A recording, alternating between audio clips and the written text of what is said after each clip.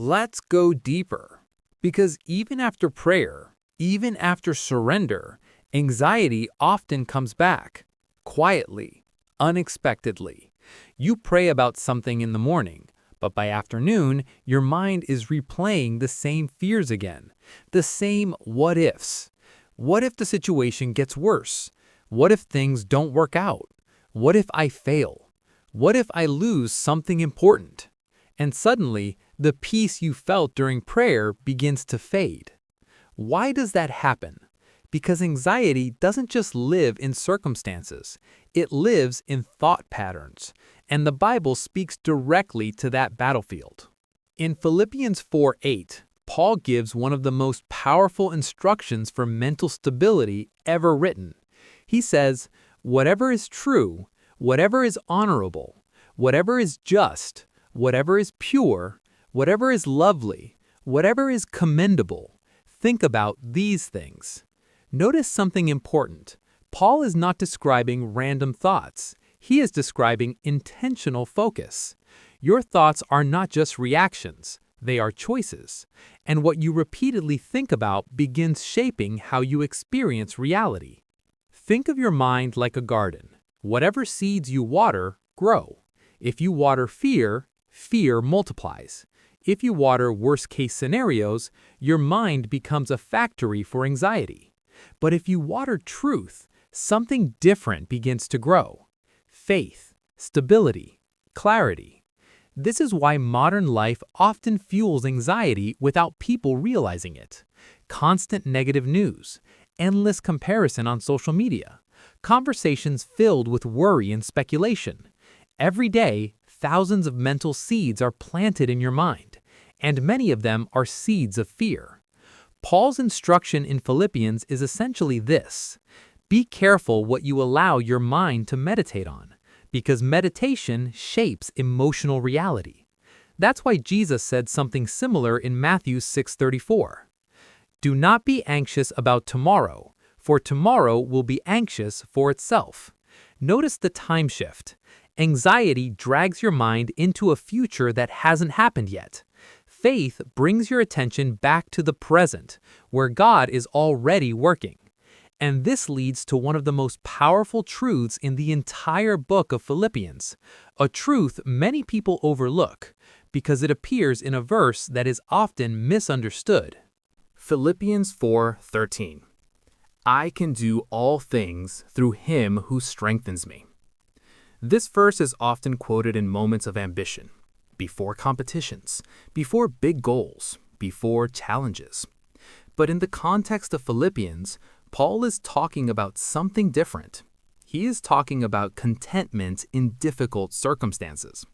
Just a few verses earlier, Paul says, I have learned in whatever situation I am to be content. Notice that word, learned. Contentment is not automatic. It is trained.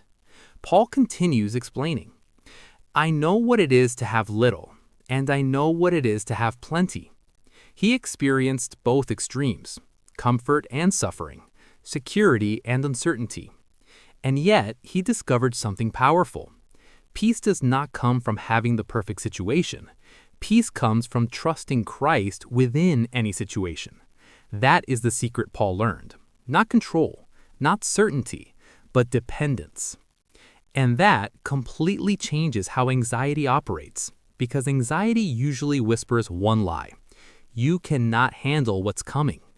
Paul's response, you're right. Alone, I cannot. But through Christ who strengthens me, I can endure it. That strength doesn't always remove the storm, but it stabilizes you inside it. And sometimes that is the greater miracle. Think about Jesus in John 14:27 when he tells his disciples, Peace I leave with you, my peace I give to you. Then he adds something fascinating. Not as the world gives do I give to you. The world's peace is fragile. It depends on everything going according to plan, the right outcome, the right diagnosis, the right timing.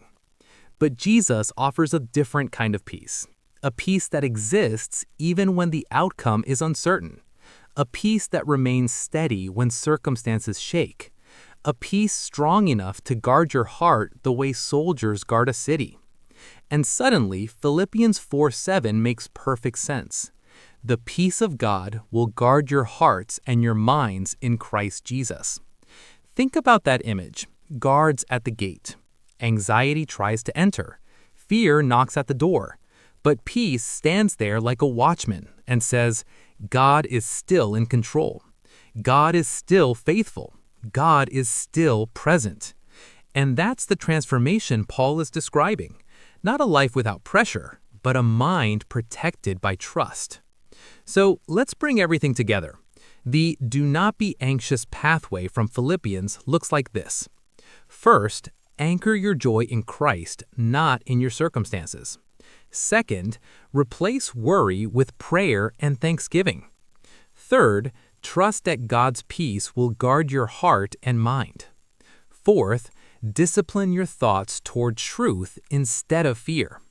And finally, learn contentment through Christ's strength, no matter the situation. Anxiety may knock on your door, but it doesn't have to live in your house. You cannot control everything that happens around you, but through Christ, you can transform what happens within you. And sometimes, the greatest miracle God performs is not changing the situation immediately, but changing the heart that faces it. So if this message spoke to you today, take a moment. Whisper a simple prayer. Lord, I give this to you. And remember something powerful.